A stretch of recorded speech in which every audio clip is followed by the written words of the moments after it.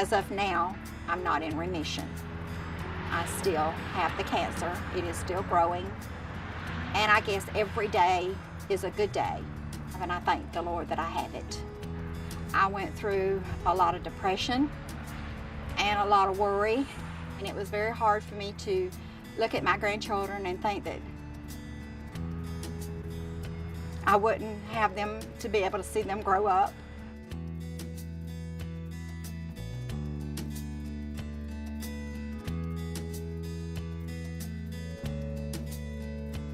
I'd been to see my primary care, Dr. G, because I had some swelling in this arm.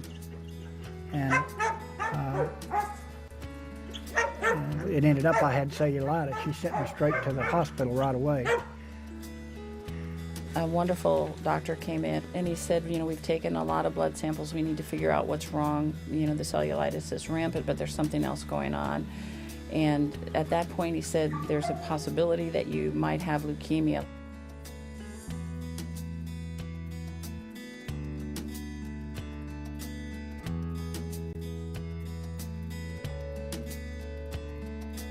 It was back in '04. Found a lump just above my collarbone on the right side. Saw the doctor in a few days, got a biopsy a few days later, got the results of that. I had 6 infusions of chemotherapy, 3 weeks apart.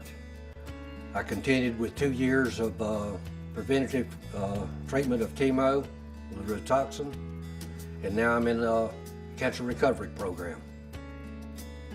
I have really made sure that I go to providers who will listen to me. That's really important, and not minimize whatever fears, concerns, issues I might have with my body.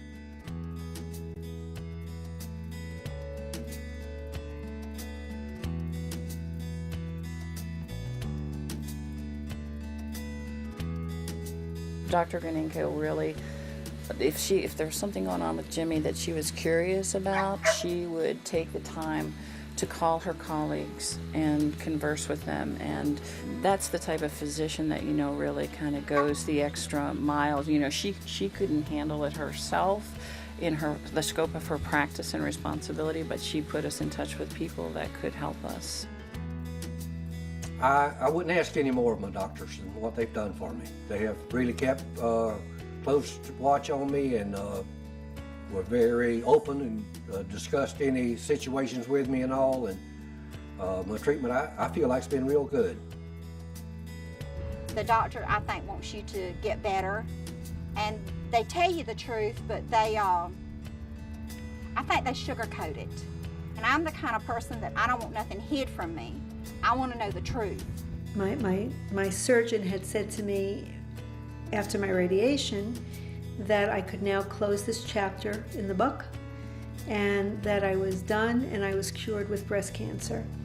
And I foolishly chose to believe him and did not go on to get a second opinion about if I should have any kind of preventative treatment.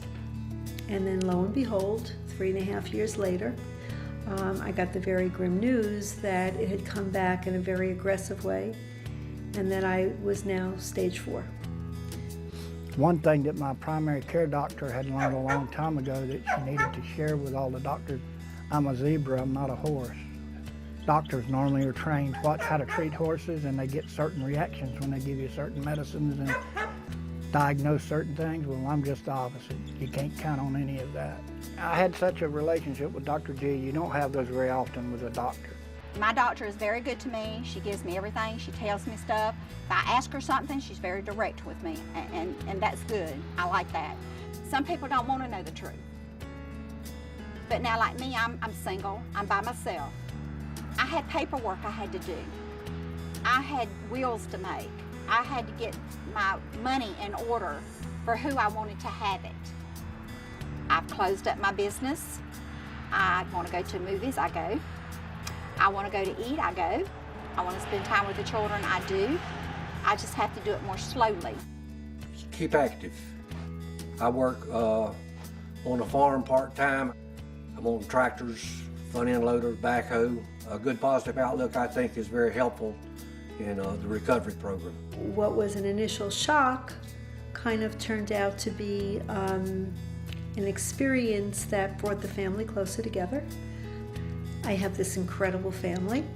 I have 2 grown daughters, and the cancer has enabled me to really be more in touch with all that I do have, and I value that. On a day-to-day basis, I wake up and I am so blessed. I mean, I am a blessed person, considering everything that I have and what all's wrong with me. We've been fighting this now just a little over 2 years. I have good days and bad days. I want to just get up and walk out and see my dogs. The dogs would love for me to go over and be able to pet them and play with them, but I can't. Yeah, some days I feel like I could move a mountain, and I go and I do things. But some days I feel tired. I can't seem to get going. I don't know if it's the chemo or if it's the cancer. I guess it's the things that you lose when all cancer patients haven't been down the road that I've been down. And I'm so jealous of some of my friends in the clinic and in the hospital that I see every week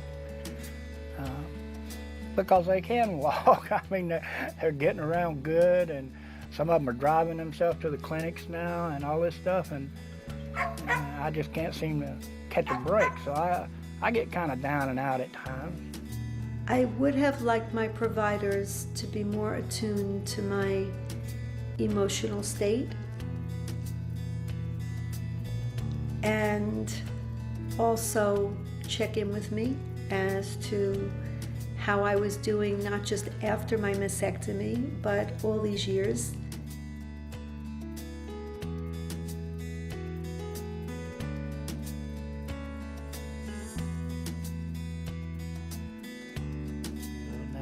Know, dear, how much I love you.